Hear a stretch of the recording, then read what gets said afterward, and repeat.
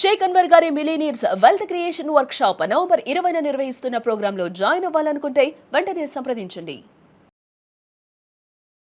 ఢిల్లీలో జరిగినటువంటి ఆత్మాహుతి దాడిలో 12 మంది చనిపోతే 14 మంది వరకు క్షతగాత్రులయ్యారు. డాక్టర్స్ ఇందులో డైరెక్ట్గా పాల్గొనడం అనేది అత్యంత దారుణమైన ఘటన. దీంతో పాటు రీసెంట్గా హైదరాబాద్లో అరెస్ట్ చేసినటువంటి ఒక వ్యక్తి, అతను కూడా టెర్రరిస్ట్, గుజరాత్ పోలీసులు అరెస్ట్ చేశారు. అతను ఈ ఆముదాల గింజల నుంచి విషాన్ని తయారు చేసి దాన్ని ప్రసాదంలో వాటర్లో కలిపి అందరినీ విషప్రయోగంతో చంపేయాలి అనేసి ప్లాన్ చేశారని చెప్తున్నారు. ఏంటి అసలు ఈ దారుణం? ఇంత దారుణంగా ఉంటాయా అసలు? వాళ్ళ ఆలోచన ధోరణి ఇలా ఉంటుందా? ఒకసారి మనం జేడి లక్ష్మీనారాయణ గారితో మాట్లాడదాము. ఆయన జై భారత్ పార్టీ వ్యవస్థాపక అధ్యక్షులుగా ఉన్నారు. అలాగే మాజీ సిబిఐ జేడీగా కూడా వర్క్ చేశారు. ఇంకొక విషయం ఏంటంటే ఆయన యాంటీ టెర్రరిస్ట్ స్క్వాడ్కి కూడా పనిచేస్తున్నారు. అసలు టెర్రరిస్టుల ఆలోచన ఇంత ఘోరంగా ఉంటాయా? సార్ని అడిగి తెలుసుకుందాం. సార్ నమస్తే అండి. నమస్తే నిరుపమార్. సార్ వింటుంటే చాలా భయం వేస్తుంది సార్. అసలు ఈ అల్ఖైదా వాళ్ళకి ఏకంగా ఒక బుక్కే ఉంటుంది. వాళ్ళ దగ్గర వాల్యూమ్ 1, వాల్యూమ్ 2 అని 2 బుక్స్ రిలీజ్ చేసుకున్నారంట సార్. ఎట్లా ఇంట్లో ఉన్నటువంటి బయోడిగ్రేడబుల్ వస్తువులతోటి ఏ రకంగా మనం విషాల్ని లేకపోతే ఇలాంటి పాయిజన్ సంబంధించినటువంటి పదార్థాలను తయారు చేసి జనాల్ని చంపచ్చు అనేసి ఆముదం గింజలు కావచ్చు, లేకపోతే బంగాళదుంపలో బ్లాక్ స్పాట్స్ ఉంటాయి కదా సార్, వాటితోటి తయారు చేయటం, ఇట్లా రకరకాలైనటువంటి వస్తువులతో తయారు చేయటం అని చెప్పి వింటుంటే అవి చాలా అసలు ఒళ్ళు గగురు పొడుస్తుంది సార్. ఏంటి అసలు ఇది? మీరు ఇలాంటి విన్నారా సార్?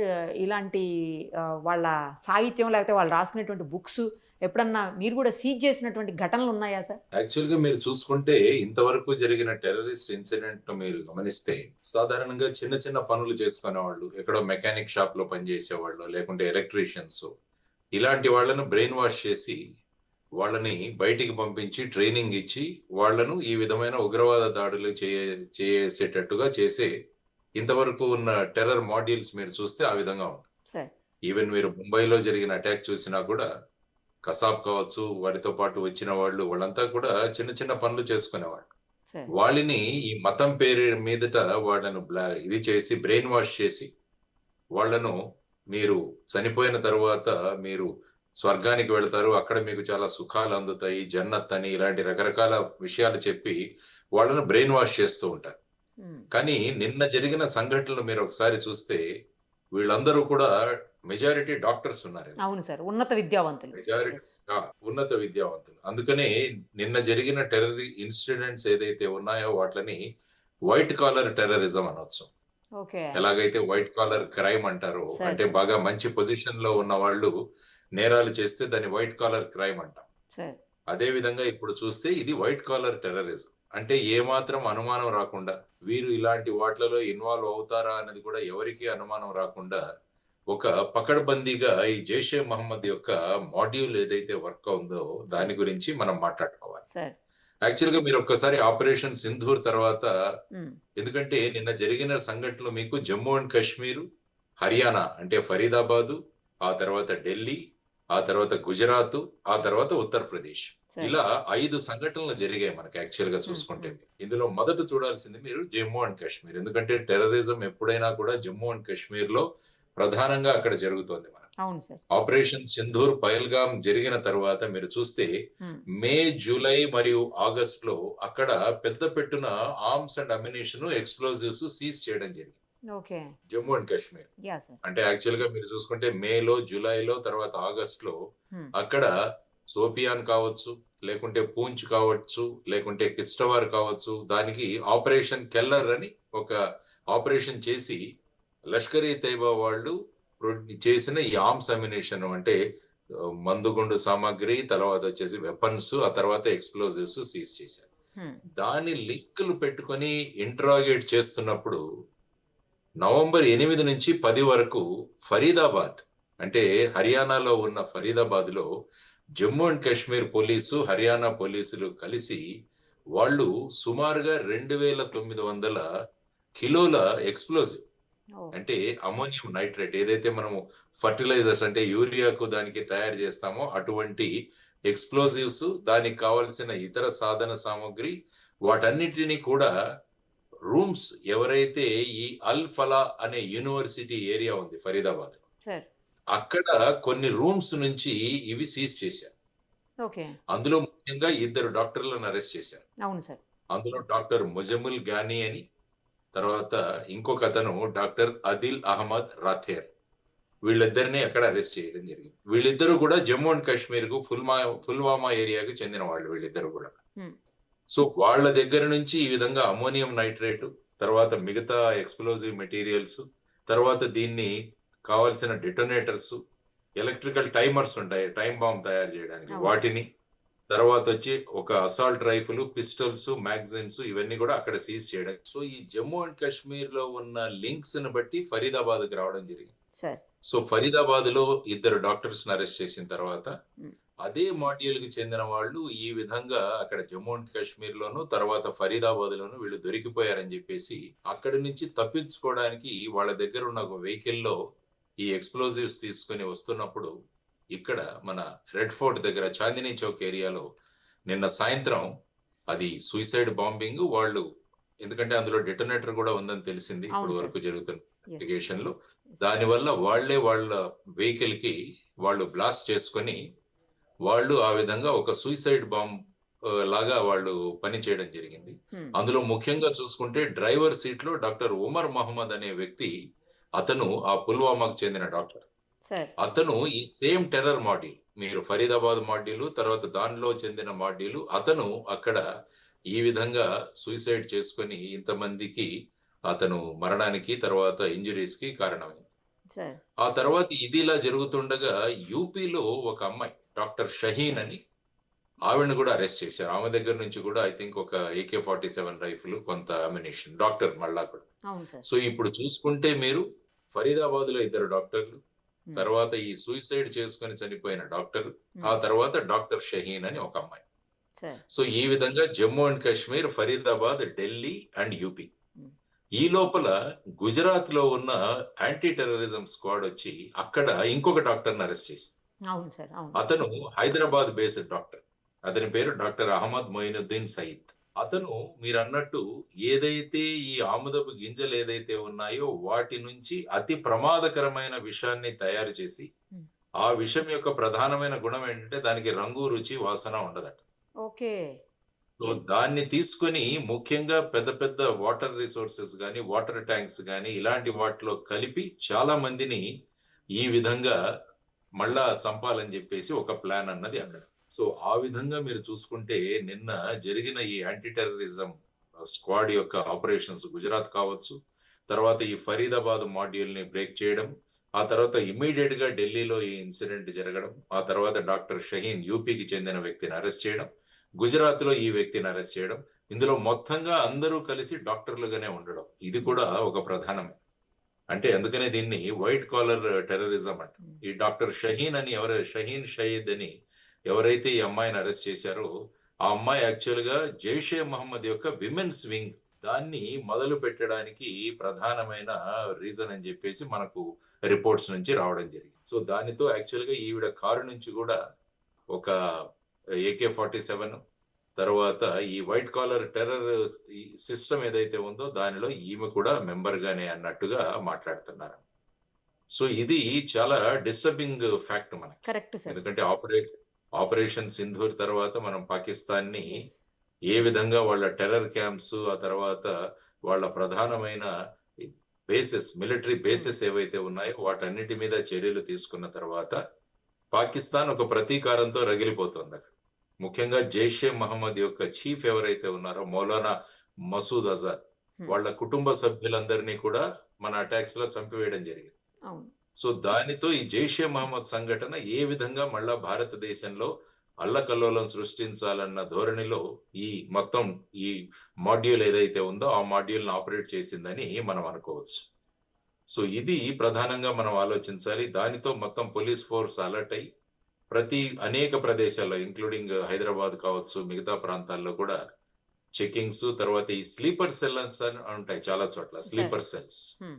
అంటే వాళ్ళందరూ కొంత మాటకు ట్రైనింగ్, తర్వాత వాళ్ళ కాంటాక్ట్స్ లో ఉంటారు. వీళ్ళందరినీ కూడా అప్పుడప్పుడు యాక్టివేట్ చేస్తుంటారు.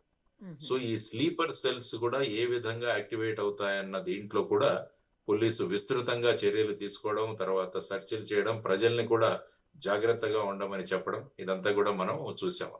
సో ఈ వైట్ కాలర్ అన్న రాడికలైజేషన్ జరగడం అన్నది ఇట్స్ ఎ డిస్టర్బింగ్ ఫీచర్. ఇంతకు ముందంతా చిన్న చిన్న వాళ్ళు చేశారని అనుకునే వాళ్ళం, కానీ ఇప్పుడు చూసుకుంటే డాక్టర్ ముజమిల్ కావచ్చు, డాక్టర్ ఆదిల్ కావచ్చు, డాక్టర్ ఉమర్ కావచ్చు, డాక్టర్ షహీన్ కావచ్చు, డాక్టర్ సయీద్ కావచ్చు, వీళ్ళందరూ కూడా ఈ విధంగా బ్రెయిన్ వాష్ చేయించుకొని వీళ్ళంతా ఈ విధమైన ప్రొఫెషనల్ రాడికలైజేషన్ జరుగుతుండడం చాలా disturbing for the country also.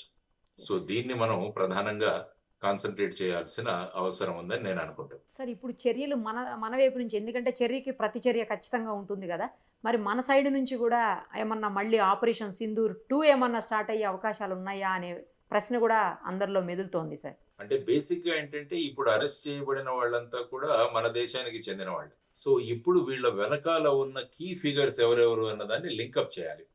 అంటే పాకిస్తాన్ ఇన్వాల్వ్మెంట్ ఇందులో జైషే మహమ్మద్ మాడ్యూల్స్ అనే మనం అనుకుంటాం. దానికి సంబంధించి ఇప్పుడు ఎవిడెన్స్ అంతా కూడా కలెక్ట్ చేయడం జరుగుతుంది.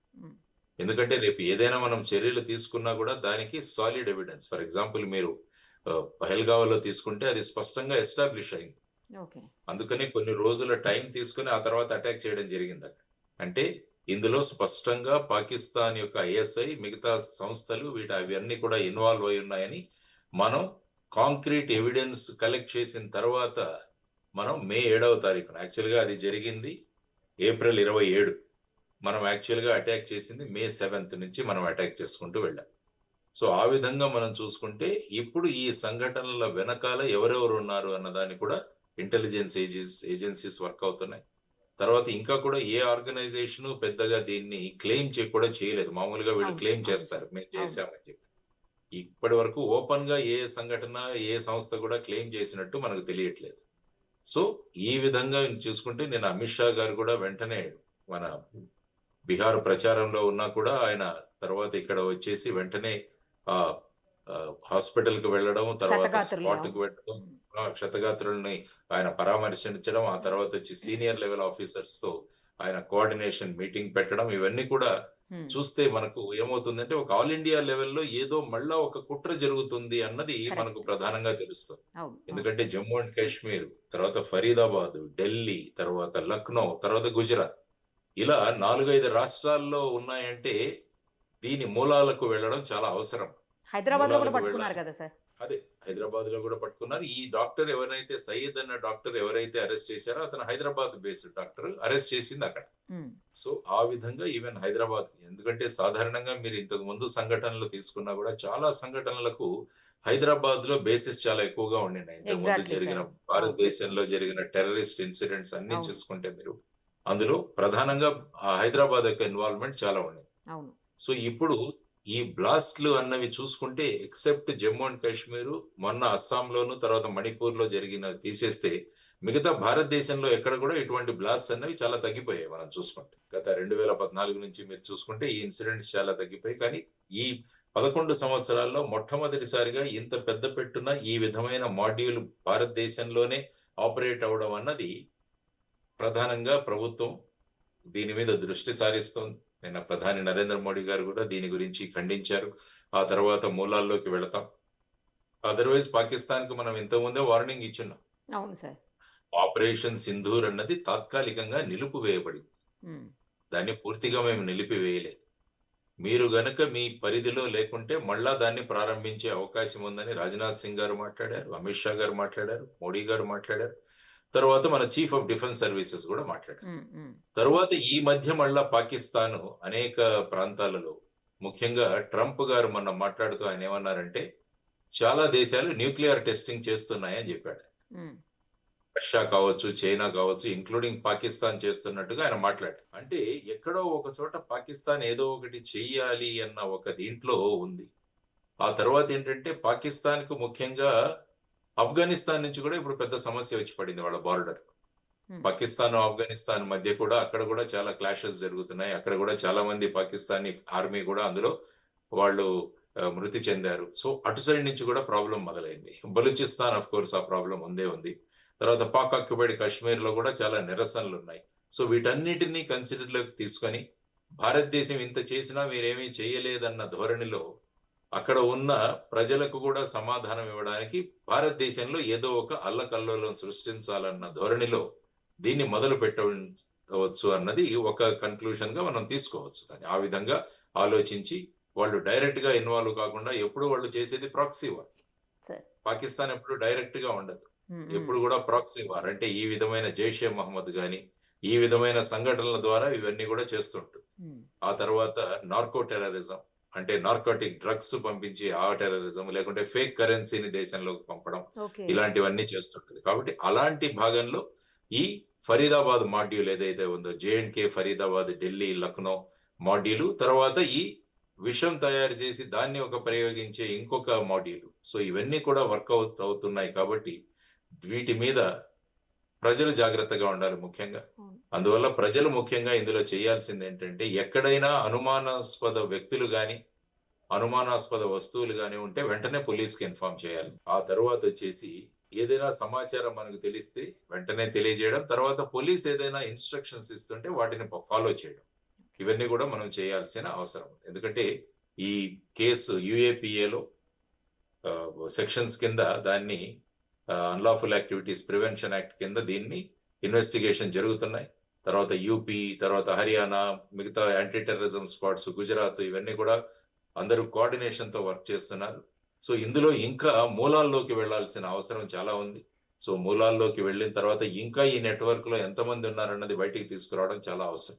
ఎందుకంటే సాధారణంగా ఇంత చిన్న నెట్వర్క్ ఉండదు, మామూలుగా చాలా పెద్ద నెట్వర్క్స్ తో వీళ్ళు వర్క్ చేస్తారు. సో వాటన్నిటిని కూడా బయటికి తీసుకురావాల్సిన అవసరం ఉంది.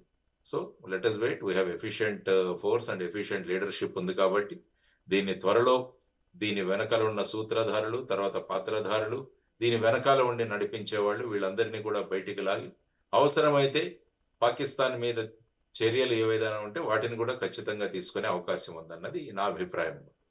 సార్ ఇంకొక విషయం కూడా, ఈ రోజు అక్కడ పాకిస్తాన్ లో కొన్ని పేలుళ్లు సంభవించాయి అని అంటున్నారు. అంటే వాళ్ళు కావాలని చేసుకొని మేము కూడా టెర్రరిస్టులకి వాళ్ళ బారినే పడుతున్నాం, టెర్రరిస్టులకి అగైనెస్టే అని చెప్పటమా, లేకపోతే మనం ఏమన్నా చేసామని చెప్పేసి దాన్ని క్రియేట్ చేయడానికి? అది అంటే ఎలా ఉంటుందంటే, ఇప్పుడు నేను చెప్పినట్టు పాకిస్తాన్ ఆఫ్ఘనిస్తాన్ మధ్య బాగా గొడవ జరుగుతుంది. అవును సార్. తర్వాత వచ్చేసి విత్ ఇన్ పాకిస్తాన్ లో కూడా కొన్ని ఇన్సిడెన్సెస్ మనకు జరుగుతున్నాయి ఈ మధ్య మనం చూసాం. సో ఆ విధంగా తీసుకుంటూ పోతే వీటికి దానికి ఏ విధమైన సారూప్యం ఉందని చెప్పడానికి మనకి ఇప్పటికైతే ఏ విధమైన ఎవిడెన్స్ అయితే లేదు. సో ఆ విధంగా అక్కడ జరిగినా కూడా దానికి భారతదేశాన్ని ఆపాదించడం అన్నది అది కరెక్ట్ కాదు. ఎందుకంటే వీళ్ళందరికీ ఇంట్రాగేషన్ లో కూడా తేలింది ఏంటంటే these are highly brain washed people. వీళ్ళందరినీ కూడా రాడికలైజ్ చేయడం జరిగింది. కాబట్టి ముఖ్యంగా మనం చూడాల్సింది ఏంటంటే, ఈ రాడికలైజేషన్ అన్నది మనం తగ్గించాలి. రాడికలైజేషన్ అంటే ఒక మతాన్ని వాళ్ళ మీద రుద్ది ఈ విధంగా చేస్తూ వాళ్ళని ఆ విధంగా ప్రేరేపించడాన్ని రాడికలైజేషన్ అంట. సో అందువల్ల ఈ రాడికలైజేషన్ ఎక్కడైనా జరుగుతుంటే దాని గురించి కూడా మనం సమాచారం అందించడం చాలా అవసరం. ఆ తర్వాత ఈ రాడికలైజేషన్ జరగకుండా కూడా రాష్ట్రాలు మరియు కేంద్రం కూడా తగిన జాగ్రత్తలు వహించాల్సిన అవసరం కూడా ఉంది. ఎందుకంటే ఇలా డాక్టర్లు, తర్వాత హైలీ క్వాలిఫైడ్ పీపుల్ రాడికలైజ్ అవ్వడం మొదలు పెడితే ఏమవుతుందంటే పరిస్థితి చాలా కష్టంగా ఉంటుంది. ఇంతవరకు నేను ఇంతకుముందు చెప్పినట్టు మామూలుగా చిన్న చిన్న వాళ్లతో చేయించిన ఈ సంఘటనలు ఇప్పుడు పెద్దవాళ్ళు కూడా, అంటే బాగా చదువుకున్న వాళ్ళు కూడా ఇన్వాల్వ్ అవ్వడం అన్నది that is not a good sign. So వీటన్నిటిని కూడా మనం ఎదుర్కోవాలి. దాన్ని ఎక్కడ కట్ చేయాలో అక్కడ కట్ చేయాలి వెంటనే. తర్వాత వీళ్ళలో కొంతమంది చైనాలో కూడా ఎంబీబీఎస్ చేసి వచ్చిన వాళ్ళు అంటారు. ఈ గుజరాత్ లో పట్టుబడిన వ్యక్తి అతను చైనాలో ఎంబీబీఎస్ చేశాడని విన్నా. సో అక్కడ ఇటువంటి అక్కడ ఏదైనా బ్రెయిన్ వాషింగ్ జరుగుతుందా, ఇది కూడా చూడాల్సిన అవసరం. అంటే మన విద్యార్థులు ఇతర దేశాలకు వెళితే అక్కడ ఏదైనా దాన్ని అదనుగా తీసుకొని అక్కడ ఏదైనా ఈ విధమైన ఈ జైషే మహమ్మద్ గాని ఇలాంటి ఉగ్రవాద సంఘటనలు ఏమైనా సంస్థలు ఏవైనా అక్కడ బ్రెయిన్ వాష్ చేస్తున్నాయి అన్నది కూడా చూడాల్సిన అవసరం. సో ఈ విధంగా అనేక కోణాల నుంచి ఈ ఇన్వెస్టిగేషన్ జరగాలి. ఇందులో ఉన్న అందరినీ కూడా సరి అయిన ఆధారాలతో పట్టుకొని ఫైనల్ గా ఏదైనా ఇతర దేశాల ఇన్వాల్వ్మెంట్ ఉంటే, ముఖ్యంగా పాకిస్తాన్ ఇన్వాల్వ్మెంట్ ఉంటే దానిలో ఖచ్చితంగా చూడాలి. తర్వాత బంగ్లాదేశ్ లో కూడా పరిస్థితి ఏమీ కరెక్ట్ గా లేదు. కాబట్టి బంగ్లాదేశ్ లో కూడా ఏదైనా ఈ విధమైన ఇన్వాల్వ్మెంట్ ఉందా అన్నది కూడా చూడాల్సిన అవసరం ఉంది. So it's going to be a very challenging thing for all the investigating agencies. Definite గా వాళ్ళు ఈ లింక్స్, ఇంట్రాగేషన్ ద్వారా దాన్ని ఫైనల్ కన్క్లూజన్ కి తీసుకెళ్తారని నేను అనుకుంటున్నాను. థ్యాంక్ యూ సార్, చాలా క్లియర్ గా బాగా చెప్పారు. Thank you sir, thank you so much. Right. నమస్తే. మరిన్ని అప్డేట్స్ కోసం నిరుపమ సుమన్ టీవీ ఇన్స్టా పేజ్ని ఫాలో చేయండి. సుమన్ టీవీలో మీ పర్సనల్ అండ్ బిజినెస్ ప్రమోషన్స్ కోసం కింది నెంబర్కి కాంటాక్ట్ చేయండి.